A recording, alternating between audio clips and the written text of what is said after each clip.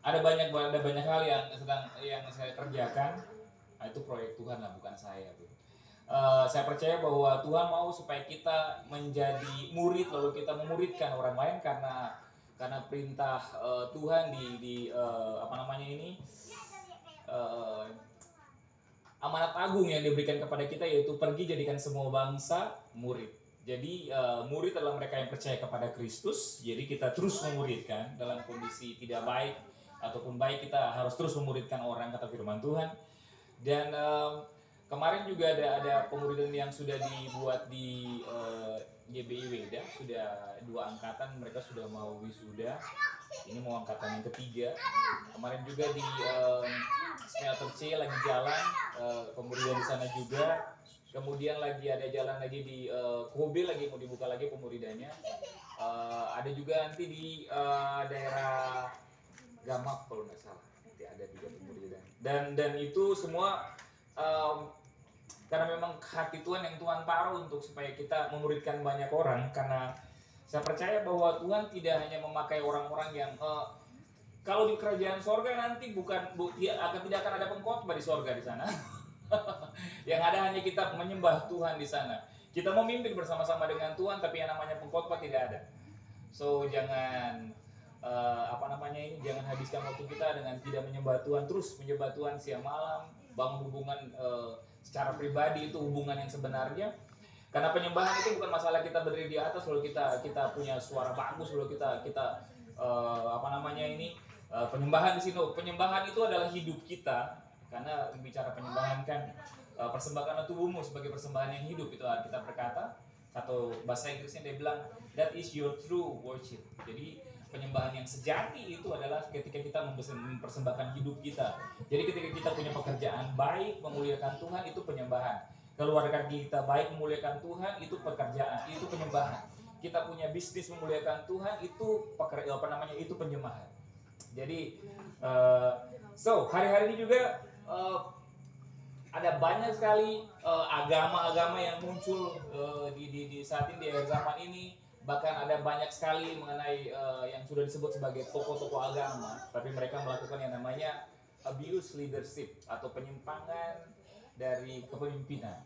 So malam ini saya mau berbicara tentang abuse leadership atau penyimpangan atau pelecehan dari kepemimpinan. Kita buka dulu 1 Petrus 5 ayat 1 sampai 4. Ini dasar kita bicara pada malam hari ini.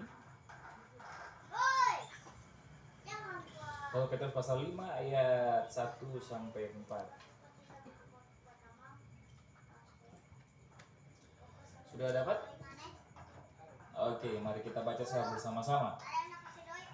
1, 2, 3. Aku menasihatkan para penatua di antara kamu, aku sebagai teman penatua dan saksi penderitaan Kristus yang juga akan mendapat bagian dalam kemuliaan yang akan menyatakan kelak. Gembalakanlah kawanan domba Allah yang ada padamu, jangan dengan paksa, tetapi dengan sukarela sesuai dengan kehendak Allah. Dan jangan karena mau mencari keuntungan, tetapi dengan pengabdian diri.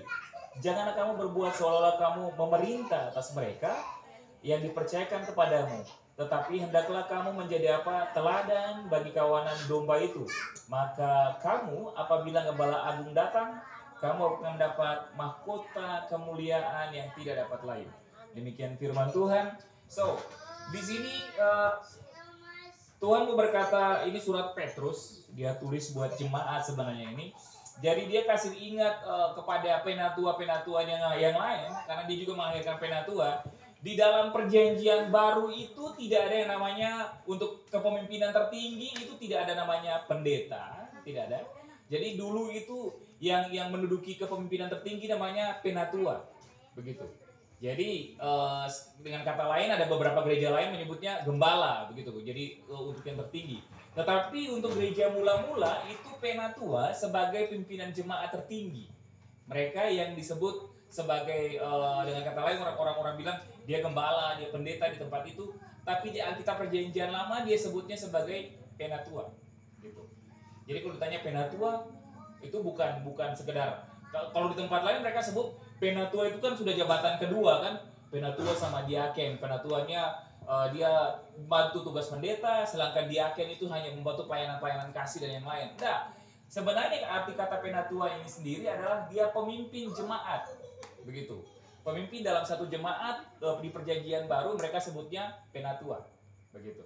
Nah, Petrus bilang bahwa dia menghasilkan penatua yang sama. Dia setuju karena begini dia bilang, aku sebagai teman penatua, jadi dia sama-sama teman penatua ceritanya. Dan juga sebagai saksi penderitaan Kristus yang mendapat kemuliaan dalam yang akan dinyatakan. Jadi mereka Petrus ingin buka ingin ingatkan kepada mereka bahwa untuk mendapatkan kemuliaan kita harus lewati namanya penderitaan. Tidak ada cara lain untuk bisa dapat kemuliaan, harus lewat penderitaan. Bahkan firman Tuhan bilang di ayat lain, dia bilang begini bahwa penderitaan ringan sekarang ini mengerjakan kepada kita apa? Kemuliaan kekal. Makanya dia bilang apa? Kami tidak melihat yang kelihatan, tapi yang tidak kelihatan. Karena yang kelihatan ini tidak kekal sementara, tapi yang kelihatan itu yang kekal. Itu yang harusnya fokusnya kita cari. Dia bilang begini, gembalakanlah kawanan domba Allah, jangan yang ada padamu jangan dengan paksa, begitu. Artinya firman Tuhan bilang bahwa lakukan dengan kerelaan, jangan seolah-olah kita pengen memerintah atas mereka, begitu. Ya kan? Nah, abuse yang pertama apa coba kita mulai? Abuse leadership atau penyimpangan dari kepemimpinan adalah yang pertama, dia akan muncul atau mulai ketika pemimpin atau gembala yang gila penghormatan berjumpa dengan pengikut yang terlalu mengkultuskan pemimpin yang gila penghormatan tadi dan tunduk secara berlebihan. Padahal coba kita lihat di kitab Galatia 5. Kita lihat pasal 5 ayat yang ke-26. Dia bilang di situ apa? Janganlah kita gila hormat. Nah, itu terjadi. Misalnya begini, kalau kita menjadi pemimpin, jangan kita gila hormat, kita pengen dihormati begitu. Kalau orang kita lewat di jalan, orang tidak shalom sama kita bilang belum tahu kah saya ini, saya pendeta ini, saya gembala. Kita tersinggung kalau tiba-tiba ada orang lewat, lalu orang tidak salam sama kita begitu. Mungkin orang itu lagi fokus kepada yang lain, lalu kita tanpa sengaja kita lewat di situ, kita seperti apa bahasa Inggris bilang? Always merasa seperti lebih daripada dia, kita memaksakan kehendak kita, bukan kehendak Tuhan. Begitu. Alkitab bilang bahwa jangan mengkultuskan pemimpin yang kayak begini. Apa itu mengkultuskan? Mentuhankan. Pak, Bu, yang hanya bisa dituhan, yang Yesus yang bisa dijadikan Tuhan atau dikultuskan, bukan pemimpin. Dia cuma manusia bukan Tuhan. Manusia menciptakan. Yang harusnya dikultuskan atau dijadikan Tuhan, itu Tuhan selamanya. Ya kan? Tapi selama ini kita terjebak di situ. Kita merasa bahwa wow, yang kayak gini harus. Hal kita bilang begini, kita tidak boleh gila hormat. Dan harus selalu mendahului dalam memberi hormat. Firman Tuhan yang lain dia bilang. Jadi kalau ketemu, biar tidak ketemu, dia tidak lihat sama kita, mau lihat kah tidak kah, sampaikan shalom saja. Kalau Bapak Ibu ketemu Bapak Ibu punya pemimpin atau dimanapun berada, teman, dia tidak lihat, shalom aja duluan begitu. Kalaupun tidak sempat di shalom, nggak apa-apa. Yang penting kitanya sadar bahwa jangan sampai kita bikin abuse leadership. Kita melecehkan kepemimpinan yang sudah Tuhan berikan kepada kita dengan kita memaksakan orang harus menghormati kita. Nah, kedua, abuse leadership yang kedua akan mulai ketika pemimpin atau gembala dia menutup ruang bagi teguran dan pemimpin yang menganggap suara pemimpin dan jemaatnya menganggap bahwa suara pemimpin adalah suara Tuhan. Sudah bahaya kalau misalnya kita anti kritikan, begitu. Apapun yang terjadi, Ya namanya pelayanan harus terus ada banyak kritikan yang kita terima. Bapak Ibu kalau lihat Rinso, iklan Rinso atau misalnya iya di Rinso dia punya kemasan itu mereka ada tulisan di belakang untuk kritik dan saran bisa kasih masuk di nomor itu, dan nomor itu free. Why? Karena yang namanya Bangga Amsal juga dibilang begini bahwa ada banyak rancangan yang ada di pikiran manusia, yang kemauan manusia, tapi semuanya akan terlaksana rancangan itu kalau ada banyak yang kasih nasihat, kasih teguran. Kita bisa bikin segala sesuatu, tapi akan jadi kalau banyak yang kasih masukan sama kita. Begitu. Oke? So, di sini kita tidak boleh anti untuk selalu, enggak bisa. Ya namanya hamba itu hamba aja. Karena kadang-kadang kita sudah begitu kita namakan diri kita hamba Tuhan nih, tapi begitu kita lagi emosi, hambanya hilang, Tuhannya muncul. sorry. Karena di saat kita posisi seperti itu, pilihannya ada sama kita. Kita mau responnya benar atau responnya tidak benar. Begitu kan? Karena prinsipnya seperti ini, ketika ada masalah, bukan masalah siapa yang benar atau salah, tetapi kitanya respon mau benar atau salah. Bukan masalah benar atau salah, tetapi responnya mau benar atau salah. Jadi ketika ada masalah, kita tidak perlu mencari yang salah mana, yang benar mana. Karena nanti kita cuma muter-muter di situ aja. Begitu. Kita kan hanya saling mempersalahkan saja satu sama yang lain. Dan yang harusnya kita cari itu respon kita sama masalah ini. Kita mau responnya benar, maka masalah tidak ada. Tapi kalau kita mau responnya yang cara tidak benar, masalah ada. Besar, gitu, tambah besar. Itu tadi yang ketiga. Yang kedua. Oke. Abuse leadership yang ketiga akan dimulai saat pemimpin atau gembala merasa dirinya paling kudus. Sedangkan jemaatnya dan dia merasa bahwa jemaatnya itu bukan orang kudus. Dan jemaatnya terjebak di sini bahwa untuk selamanya bahwa kekudusan itu hanya milik dari pemimpin atau gembala. Dalam tanda kutip. Pak, saya sudah berkali-kali bicara tentang kekudusan. Bahwa kita kudus itu bukan karena kita puasa, bukan karena kita tidak melakukan dosa, bukan karena kita melakukan segala sesuatu yang kelihatan kita sakti di hadapan Tuhan. Enggak, kita kudus itu karena memang firman Tuhan bilang bahwa kudus-kuduslah kamu karena aku kudus. Jadi kita itu jadi kudus karena Yesusnya sudah kudus. Yesusnya sudah menguduskan kita. Kapan? Waktu di atas kayu salib terjadi pertukaran. Yang tidak kudusnya kita jadi kudus. Yang tidak diberkati jadi diberkati. Yang terkutuk jadi tidak terkutuk. Yang terhilang itu ditemukan. Salib itu pertukaran di situ. Jadi kekudusan itu bukan hanya sekedar bicara bahwa dia tidak melakukan hubungan seks di luar nikah atau seks abuse. No. Tapi kekudusan ini bicara misalnya begini. Kalau kudus itu kan tubuh semuanya. Jadi ketika kita tidak menjaga mata kita sesuai dengan kebenaran firman Tuhan, kita lihat yang aneh-aneh, itu mata kita tidak kudus. Gitu. Mulut kita tidak memberitakan kebenaran firman Tuhan, tidak kasih Injil kepada orang lain, tapi kita menceritakan orang lain. Kita punya lidah tidak kudus. Karena firman Tuhan bilang begini, bahwa sia-sia ibadah kita kalau kita tidak dapat mengekang lidah. Artinya percuma kita datang ibadah, tapi selesai ibadah kita masih cerita orang. Gitu.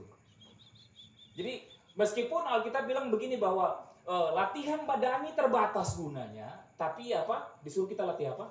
Latihlah dirimu untuk beribadah, karena ibadah mengandung janji, baik yang sekarang maupun yang akan datang. Tapi kita akan kehilangan semua janji-janji dari ibadah tadi ketika kita apa? Tidak bisa mengekang lidah kita. Gitu. Harusnya ketika kita tidak bisa mengekang lidah itu, kita nginjil orang, kasih orang Injil, beritakan Injil. Kita cerita Yesus, nggak usah cerita orang. Ketika kita cerita Yesus, fokusnya Yesus nih, udah selesai. Gitu. Aduh, saya ada masalah bro. Yesus bisa selesaikan masalah saya, nggak bisa sih, tapi Yesus bisa. Aduh, kau nggak biasanya tuh kayaknya aneh-aneh deh. Saya sih nggak bisa, tapi Yesus pasti bisa. Jadi kita kasih Yesusnya. Karena solusi terakhir kan ketika orang bilang tidak ada pintu, dia pintu. Tidak ada jalan, dia jalan. Jadi tidak ada alasan untuk kita berkata bahwa there is no way, there is no door, tidak ada jalan, tidak ada pintu. Nah, Yesus jalan. Bahkan dia bilang apa? Akulah jalan dan kebenaran dan hidup. Jadi mau cari jalan, Yesus. Mau yang benar, ya Yesus jalan yang benar. Mau jalan yang bikin kita dapat hidup, ya Yesus. Udah nggak ada yang lain.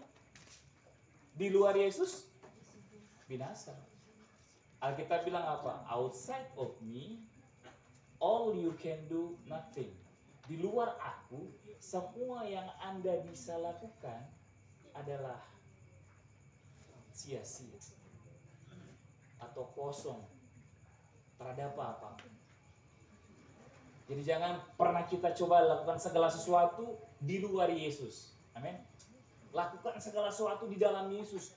Mungkin waktu kita lakukan kadang-kadang tidak ada penghormatan dari siapapun. Nah kita nagilah hormat. Kita cari penghormatan dari Tuhan. Amin. Karena ketika dihormati Tuhan, firman Tuhan bilang begini. Ketika kita melakukan kebaikan, kita mengampuni orang, kita memberi makan orang-orang yang susah, kasih minum orang yang yang haus. Firman Tuhan bilang apa? Mereka dihormati Tuhan sama manusia. Jadi manusia hormati, wow, malaikat juga hormati, Tuhan apalagi. Kan saya sudah bilang begini, bahwa Tuhan tuh nggak suka berhutang. Amin. Tapi kalau caranya Bapak Ibu untuk bisa bikin Tuhan itu punya hutang sama kita, gampang. Bantu orang miskin. Karena firman Tuhan bilang apa? Barang siapa membantu orang miskin, dia memiutangi Tuhan. Dia bikin Tuhan punya utang sama kita. Jadi waktu Bapak Ibu bantu orang susah, Tuhan berutang. Jadi semakin banyak Bapak Ibu bantu orang-orang susah, itu Tuhan punya kwitansi, invoice, nota bon itu, bon hutang kebaikan sama kita, banyak sekali itu. Bantu malaikat tempel. Tuhan, ini. Tapi dia bilang di ayat yang lain bahwa Tuhan tidak pernah membiarkan dirinya berhutang. Dia selalu menyelesaikan segala hutang-hutangnya. Jadi malaikat bawa invoice. Oh ini dari Rido, pak selesaikan dia punya hutang. Ini invoice ini dari sini, tak selesaikan dia punya hutang. Ketika Tuhan bayar hutang, Alkitab bilang apa? Keadaan kita seperti orang yang bermimpi. Kayak enggak percaya. Gila ya, kok bisa ya? Tidak ada uang kok, tapi kok bisa ya? Kayak tidak ada orang, saya tidak kenal orang, tapi tiba-tiba Tuhan pertemukan dengan ada saja yang Tuhan kirim. Amin.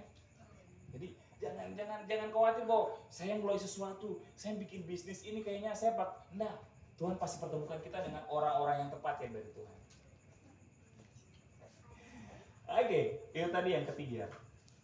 Yang keempat, abuse leadership yang keempat, saat pemimpin pemimpin pada saat gembala atau leadernya ini atau leadershipnya ini tidak bisa menjaga kerahasiaan dari jemaat yang mengkonseling dengan dia. Pak, Alkitab bilang bahwa Yesus itu the great counselor atau penasihat agung. Jadi makanya kenapa ada pelayanan konselor untuk selalu menasihatkan orang lain. Orang yang di konseling itu namanya konseling. Orang yang mengkonseling itu namanya konselor. Praktek apa namanya itu? Pelayanan dari antara konselor dan konsele namanya konseling. Atau saling kasih nasihat, kasih masukan. Begitu. Harusnya ketika orang percaya untuk kasih tahu dia punya rahasia, kita bisa jaga itu, Bapak Ibu. Karena Alkitab berkata bahwa kemahakuasaan Tuhan ialah menjaga rahasia. Dia pegang rahasia. So kita harusnya ketika kita dalam kondisi apapun, jangan pernah nanti kita kecewa sama orang kalau kita kecewa, cerita semua yang dia kasih tahu sama kita. Dia begini. Wah, saya tidak sangka. Nggak usah lah. Karena akan ketahuan karakternya kita.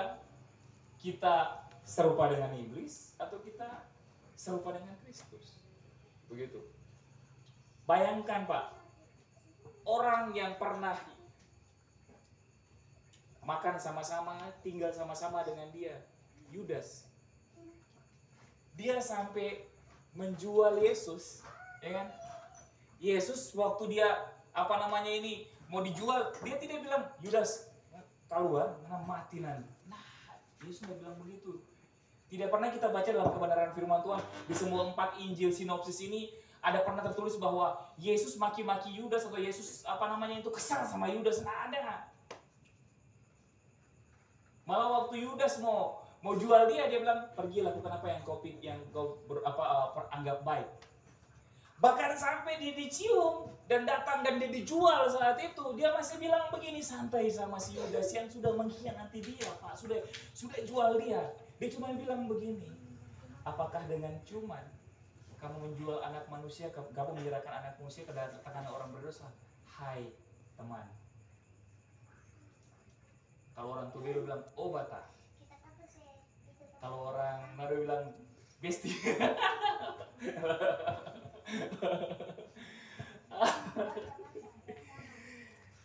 Dia bilang dengan ciuman mana jual kita teman. Dia masih bilang teman. Nah bayangkan tuh Yesus masih bisa bergaul dengan orang yang jual dia. Harusnya kita punya mental seperti ini. Waktu orang udah jual kita pun tetap bergaul sama mereka. Mainnya main karakter Pak, jangan main kita ngoceh-ngoceh juga, nggak bisa. Kita perbedaan dengan orang lain itu di karakter. Waktu orang main di karakter di bawah, kita main karakternya di atas. Waktu orang responnya salah, kita main responnya benar. Supaya kita bilang apa? Kita didapati apa? Kanak-kanak dalam berbuat dosa dan dewasa dalam kebenaran. Jadi kadang-kadang tuh kita kayaknya untuk bikin dosa kita nggak tahu gitu, kayak nggak bisa gitu. Tapi kita terus bijak. Amin. Bersyukur sama orang-orang yang suka tipu-tipu kita, bersyukur sama orang yang pernah manfaatin kita, bersyukur. Kenapa kita pernah tanya enggak? Kenapa sih saya tuh masih sering dimanfaatin? Udah jadi anak Tuhan, saya rasa hidup benar itu kok enak banget, pelayanan enak, tapi kok dimanfaatin? Karena begini, kenapa kita sebagai orang benar tapi masih dimanfaatin?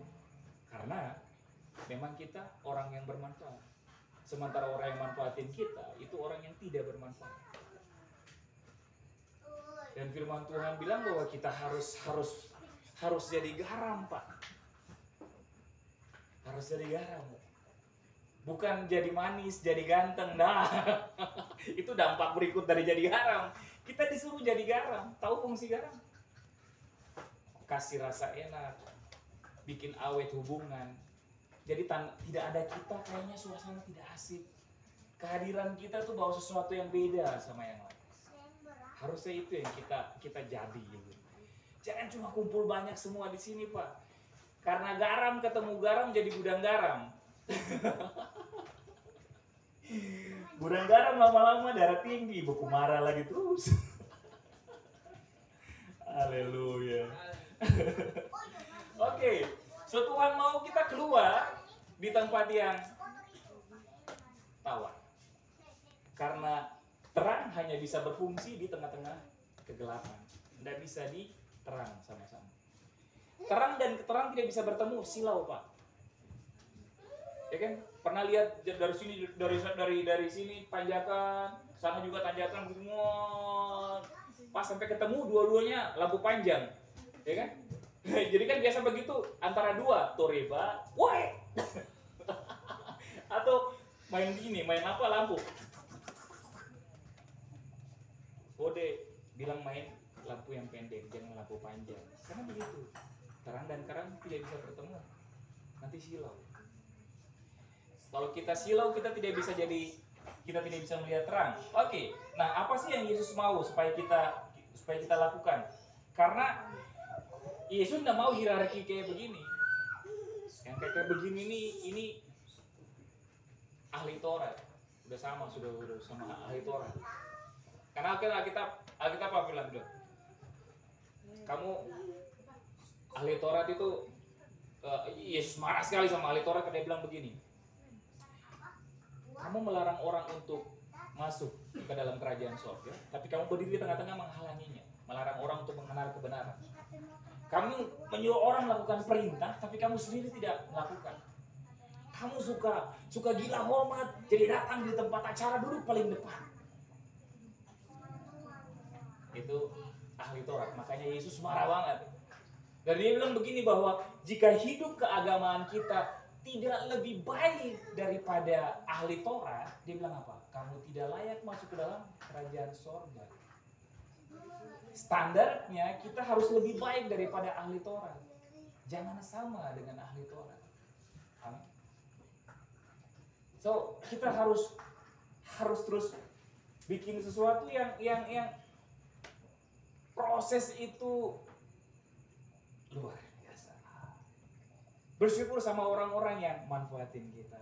Bersyukur sama orang-orang yang bodoh-bodohin kita, tipu-tipu kita, gitu. Karena gara-gara mereka tipu-tipu kita, mereka bodoh-bodohin kita jadi bijak sekarang. Kita nggak bodoh-bodoh lagi kayak dulu pertama kali masih wah gitu. Karena udah berapa kali dibodoh-bodohin kan jadi bijak kan? Oke. Kan pasti jadi bijak gitu. Tidak mungkin tidak jadi bijak.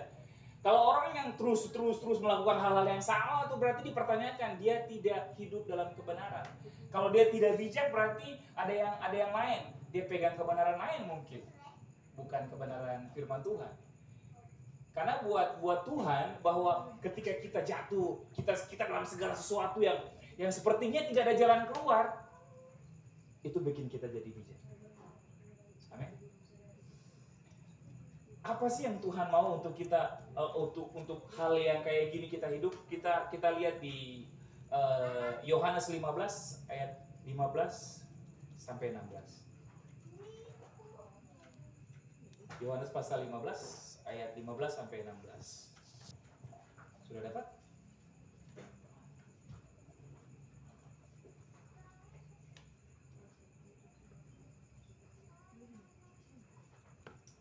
Oke.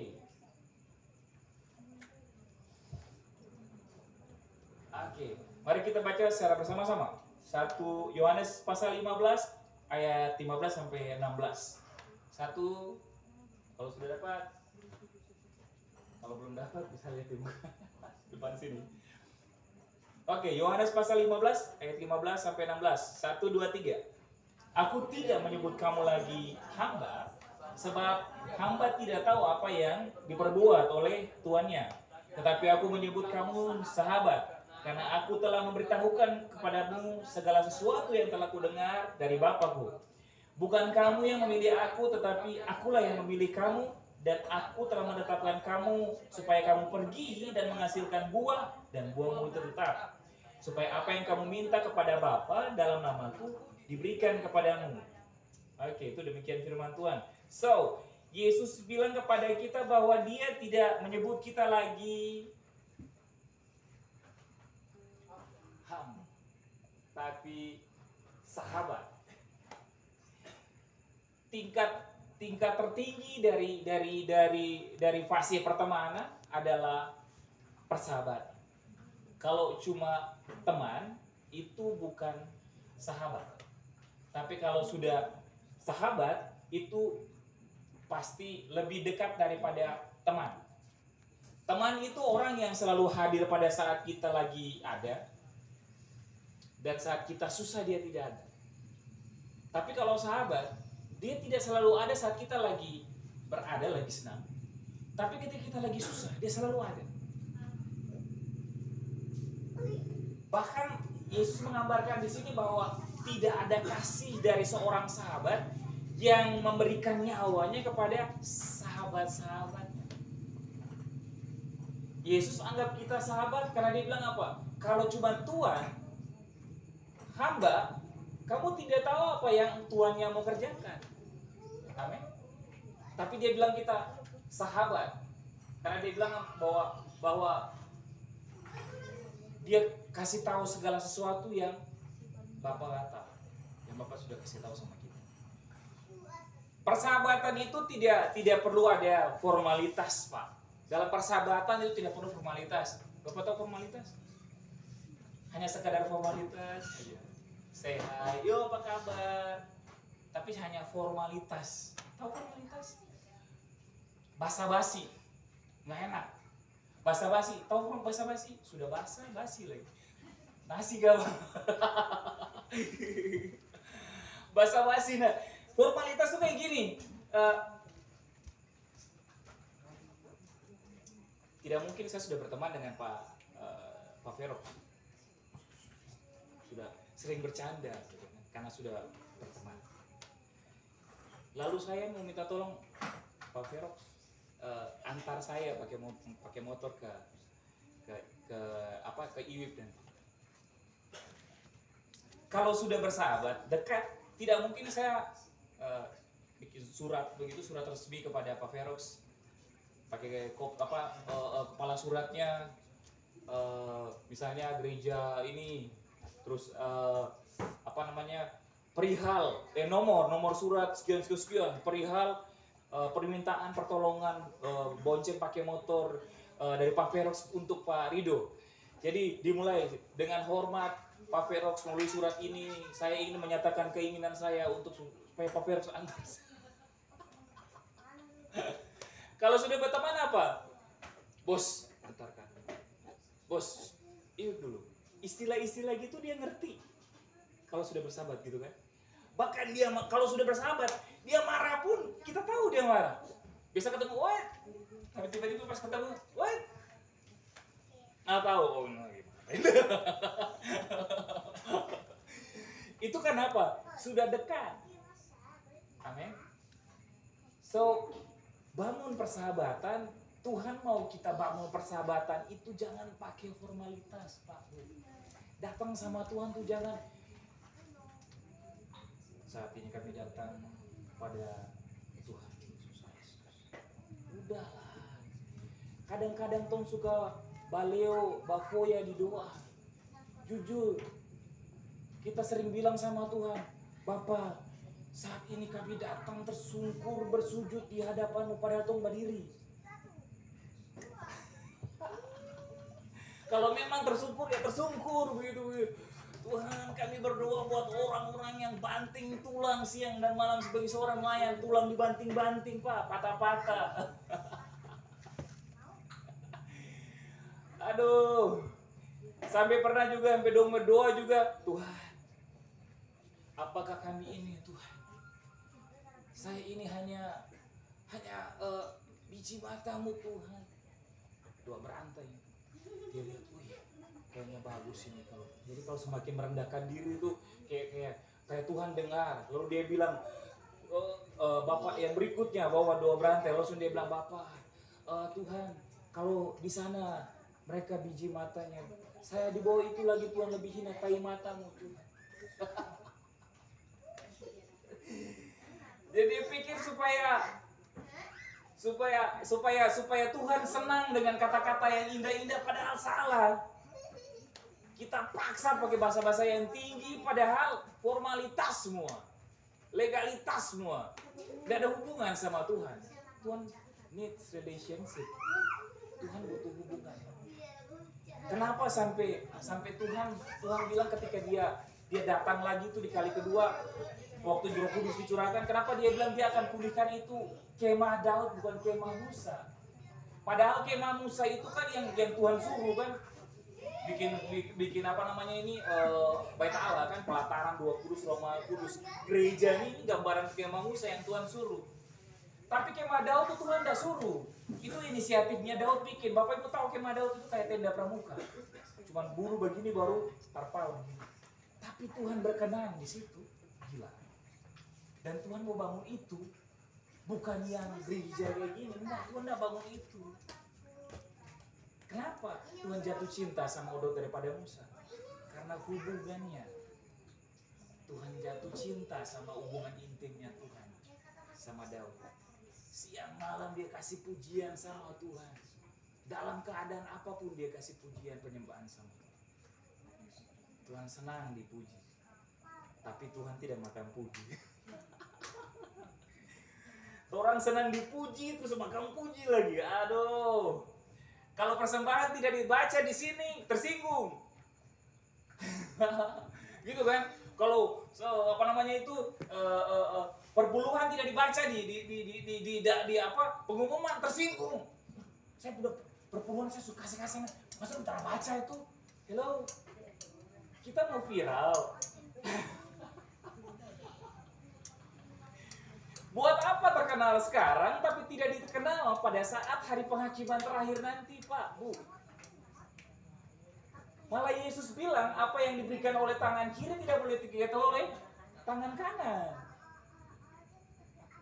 Pemberian itu tidak boleh orang tahu. Jadi buat apa kita baca-baca sampai semua orang tahu begitu. Terus Alkitab bilang kalau kayak gitu Yesus bilang upahnya apa? Di mana upahnya? Oke, mereka dapat upah di dunia ini, dipuji, disanjung sama manusia, mereka memberi banyak. Tapi di dalam kerajaan surga tidak ada upahnya. Maaf, Yesus bilang untuk kumpulkan harta bukan di bumi, di surga. Mendingan kita sepi pujian dari manusia, tapi kita banyak puji-puji sama Tuhan. Itu lebih penting, Pak. Orang nak puji kita, it's no problem. Nggak masalah. Yang penting kan Tuhan puji kita kan. Hidup dalam kehendak Tuhan itu lebih penting. Ketika Tuhan angkat kita tuh ya lebih mulia. Oke. Bahkan Yesus bilang begini, bahwa bukan kamu yang memuji aku, tapi aku yang memilih kamu. So Tuhan kasih penekanan bahwa kekristenan itu bukan agama. Dan agama itu tidak menyelamatkan. Bahkan Yesus datang dalam dunia ini, berkali-kali saya bilang Yesus datang tidak pernah bawa agama Kristen. Yesus datang bawa Injil kebenaran. Agama itu baru muncul. Pak, agama itu usaha manusia cari Tuhan. Karena agama dari bahasa Sanskerta kan? A dan gama. A itu tidak dan gama itu kacau. Jadi agama adalah usaha manusia untuk mencari Tuhan supaya membuat keadaan semakin tidak kacau. Tapi dengan adanya agama, banyak agama, apa sekarang? Tambah kacau kan? Ada yang merasa agamanya paling benar sampai bom-bom orang. Ada yang merasa paling benar sampai apa namanya ini halang-halangi orang ibadah. Ada yang merasa paling benar sampai apa namanya ini bikin susah pembangunan. Disegel.